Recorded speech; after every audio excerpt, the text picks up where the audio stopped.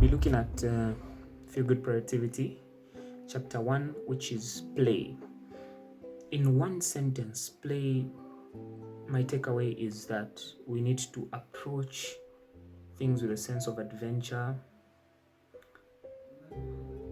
and ask ourselves what it would look like if it were fun while lowering the stakes. So that's it for chapter 1. We go to chapter 2, which is power. Power is misconstrued most of the times because we think it's about controlling other people, but it's not about that. It's about empowering yourself, your life, to customize it, to customization, right? So we begin with confidence. Start with develop an outer ego that you would invoke at times where you need to do something difficult. Number 2, we level up with your skills. You are not a guru, you're a guide. You're just someone who is starting out. And if we have that mindset that we're not experts, that we can fail and embrace those mistakes, then it will be good for us. Another one is take ownership. It's not about what you need to do, it's about how you do it.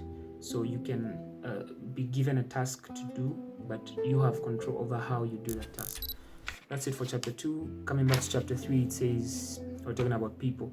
There are people who naturally uplift our energy, and it's important that we come close to them. Treat people as comrades, not competitors. We need to build connection. What can I do to brighten someone else's day? And we need to ask ourselves, is there something that I can do that would make someone's week?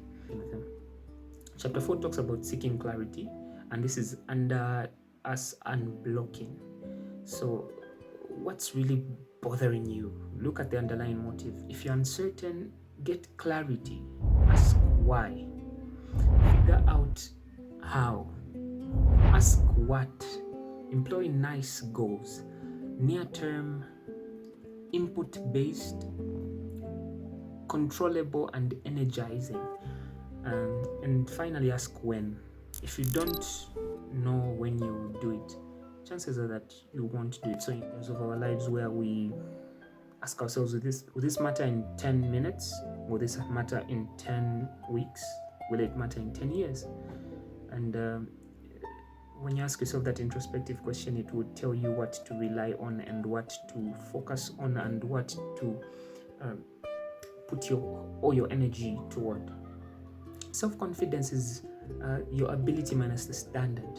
If my ability is higher than the average standard, it would mean that this is my self-confidence.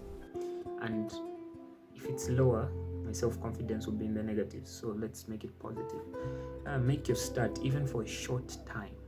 Make sure that you start in whatever idea that you have, write it down, start the basics before you go into the main thing. The world isn't focused on you. Spotlight. We have the spotlight effect. No one cares about you. And if you realize that you will live your life to the fullest, employ some affirmations. I am confident, I am articulate, I am smart, I am handsome. Cash. That's an abbreviation for cash. Confident, articulate, smart, handsome. Chapter 6 says getting started. So reduce the energy to make a decision you want to do. Reduce the energy. It means reducing the energy. If you want to play the guitar, put it in the center of your room instead of locking it in the trunk.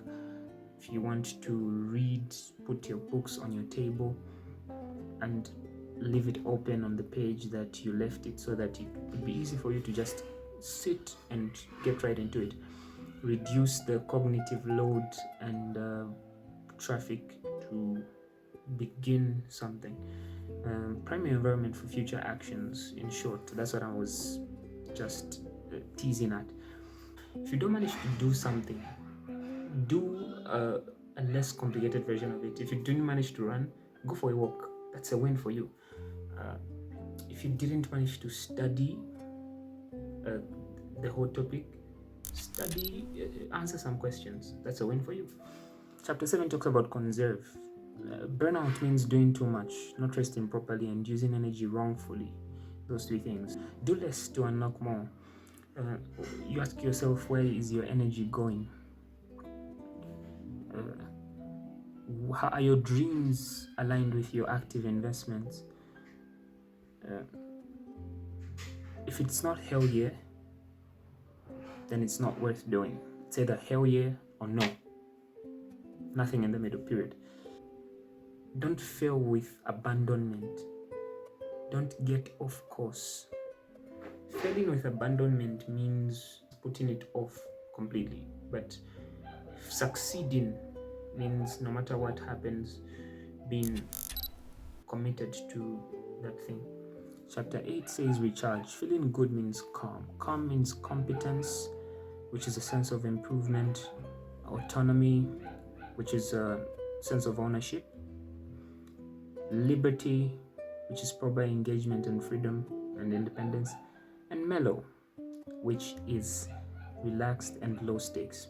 These four things. Be calm. To recharge can be good with natural sounds and sounds of landscapes, and the rate of principle gives us permission to customize our stuff. If you're tired, rest. You can skip a day, man. Yeah, or just put out of everything and just focus on yourself. Chapter 9 talks about aligning ourselves. Think about the end of your life and use it to reappraise what matters presently. What would they say at my eulogy? Very interesting question. I think I'll just leave it for you to think. I've thought about mine, but not at length, but I should do that. Write an Odyssey plan. What can you do now to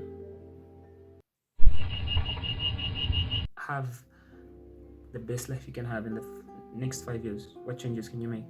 Think about it. Let's look at the wheel of life where we divide our life into 3: health, relationship. Under health, we have body, mind, and spirit. Under relationships, we have family, friends, and a romantic relationship. And under work, we have money, growth, and mission.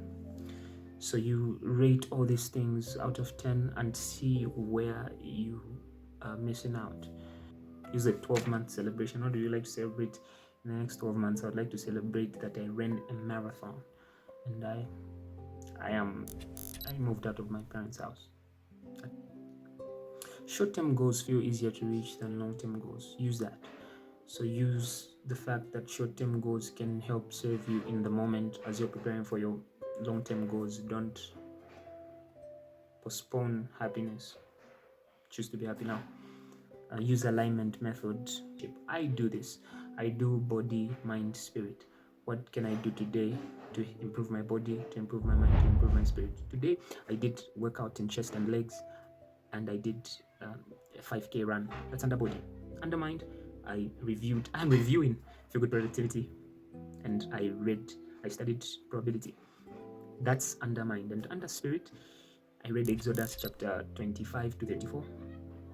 And I have to pray. Last word is that productivity isn't about discipline, but finding and doing what makes you happier, less stressed, and more energized.